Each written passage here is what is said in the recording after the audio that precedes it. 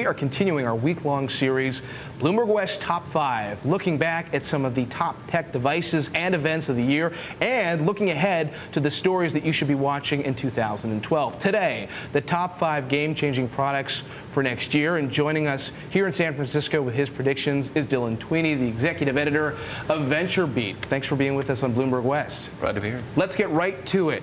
Number 5 on your list, Litro. This is camera technology. Tell us about it. Okay, so this comes from technology that's been in the lab for a long time, where instead of having light just falling on a sensor and recording pixels of light, they're actually recording the direction of all the light rays at one time. And then what this means is that you don't have to focus. You just take a picture, and then after the fact, it has all the data. You can focus on any part of the image you want. And this sounds like a great toy for people who are really drunk and want to get that picture that they've always wanted.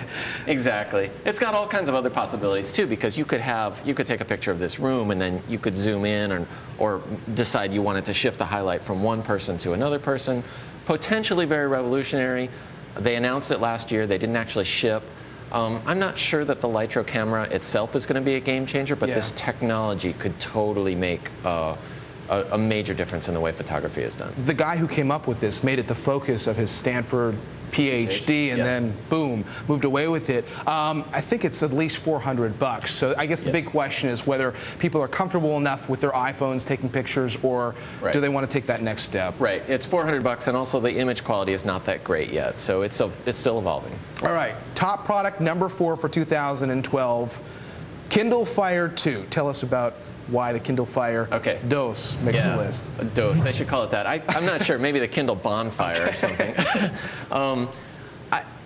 Amazon got a lot of things right with the Kindle Fire, but they also got a lot of things wrong. There are some things that are just sort of obviously boneheaded about it. It doesn't have volume controls, the touch interface isn't that great, and it doesn't have good parental controls, for instance, so you're not comfortable giving it to your kids. All big problems. Despite that, it has sold very well.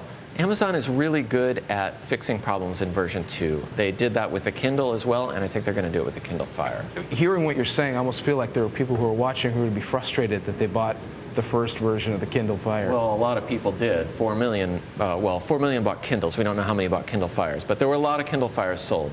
I think probably it would have been better to wait. When it comes to the business model, we know that they're not making money on selling the device. They're selling it at a small loss, but it's all about, just like with Apple, getting people to use that device to spend a lot of money, buying content, those kinds of things. What have you been hearing about? I mean, Amazon put out a release today about how their products have been selling. What about content that's being used through the Kindle Fire? I think it's too soon to tell, and probably it hasn't been that good, or they would be telling us something like, 1 million TV shows were sold on the Kindle Fire last week. So I'm guessing it's not that great to start with. But Amazon is one of the few companies, other than Apple, that's actually in a position to do the whole ecosystem: apps, music, video, and heck, you could use a Kindle Fire to shop for gardening supplies or books or clothing as well. So it's basically like a little shopping cart in your living room. They've got to love that. If that is the case, have Apple and Amazon locked up this tablet market, or are we still going to be talking about some other devices next year too, do you think? There are a ton of Android devices out there, and with Windows 8 coming, there may be Windows tablets in the second part of the year as well. A lot of these devices are impressive technically, but I just don't think really have a chance yet until other companies figure out that whole ecosystem. Okay, that's the tablet talk. Let's get to top product number 3, which is more than just a gadget. It's going to cost you some money. It is a car. It is a new Tesla, the Model S. Tell us about that. Okay, so the Tesla Model S is Tesla's first kind of mainstream sedan. They actually have a very intelligent approach to the market, where they decided, we're not going to make these goofy, like 3-wheeled supersized golf carts that a lot of other electric car makers are doing. They went right for the high end with this Roadster, which was sexy, fast, powerful. Everybody wanted it. If they had a ton of money, they maybe got one. They're kind of starting to move down the market now with a sedan that will have much greater range than any other electric car in the market, and will be a practical family car. So they changed the game by bringing down the price a little bit. Is that what it is, and grabbing more of the market? Or? Right. Well, so the Roadster is a 2-seater sports car, and it's $100,000 or something. It's meant for rich people to show off. The Model S is potentially a family car. but it has a range of 300 miles, which is 2 to 3 times what the Leaf has, or the Chevy, or the Volt. And it goes from 0 to 60 in under 6 seconds, which is not bad. So they're basically taking technology, testing it out on the high end of the market, and using that to fund the next step down, which is the middle of the market. What are the other players thinking about? You mentioned Leaf. Actually, Joe Brown of Gizmodo was on earlier this week, and he talked about that being one of the big products of 2011. So the other guys have to be watching what Tesla's doing and saying, hold on a second, we're going to try and keep you honest. Absolutely.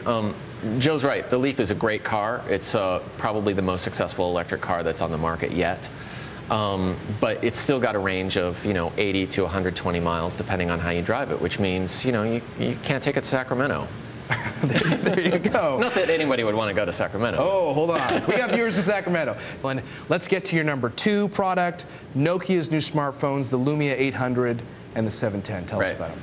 Okay, so this year, Nokia and Microsoft got together, and I think this is one of the most significant partnerships to happen in the mobile world in a long time, because Microsoft has this great new reinvented Windows Phone operating system, and Nokia has been struggling for years with its Symbian. Two companies that you don't think of changing the game that much over the last few years. Right, yeah. But so both of them were facing, basically losing the whole game. Put them together, Nokia makes great hardware, always has made great hardware. Microsoft now has a decent operating system for that hardware. The Lumia 800 and 710 are the first 2 products that are kind of the fruits of that combination. They'll come to the US in the coming year. They look pretty darn good.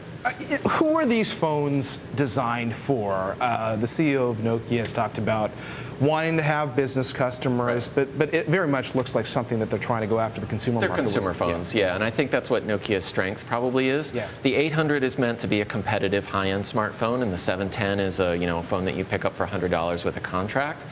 And I think there's potential in both of those markets. What's really going to make or break these 2 companies' partnership is whether they can get carriers to go along with this. And what is that selling feature? I mean, is it the software? Going back to what Joe Brown of Gizmodo was telling us earlier in the week, one of the great products of 2011 for him was this Mango operating system from Windows. Right.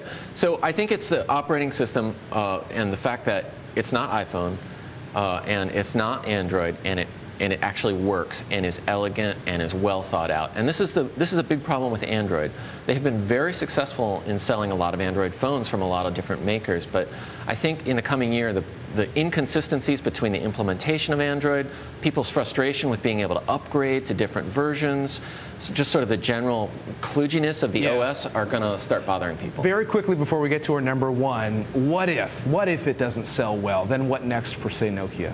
That's tough to say. I mean, they still sell an enormous number of cheap phones, but I think that's over for smartphones. Okay, and your top product for 2012, Apple's expected TV. Yes. Okay, now people have been predicting a TV year after year, so I forgive you if you want to roll your eyes at me over this, but I think it's going to happen this year. A lot of signs are pointing to this. We've got from component suppliers in Asia to analysts to track Apple. Comments from Steve Jobs to his biography. Exactly, and his biography is like, I've cracked it, right? So I think it's going to happen this year. But there have been products like this on the market already. So how does Apple hit the home run? So Apple TV is out, right, and it's not a great seller. I think the way that they make this really succeed is they make it more than half-baked. Apple TV is basically a way to deliver digital content that you've already got, but it's not well integrated into the TV, so you have to flip back and forth between the Apple TV and your television. If they integrate it into a television set and make it easy for you to switch from, say, watching cable TV to looking up something on the internet, might work. That seems so key. Having some kind of relationship with the cable companies or the content companies seems so important here, because the way people use TV, Apple TV as it exists now, you download an episode here, an episode there, but regular TV watchers want to watch everything all the time as soon as it's available. Yes. The other thing is, I think they're not going after the living room. They're not going after the home theater, where people just want to kind of sit back and watch the game or whatever. I think that what they're going to go after is the second TV in the home. A smaller screen, probably, 24 or 30-inch screen, something that you might have in your bedroom that you might also play games on or interact with apps on or want to check the weather on, something that would actually play to the strengths of Apple's iOS platform. All right, Dylan, thanks for being here. We'll have to have you back next year to find out if those 5 panned out, those predictions for 2012. Dylan Tweney, the executive editor of VenturBeat.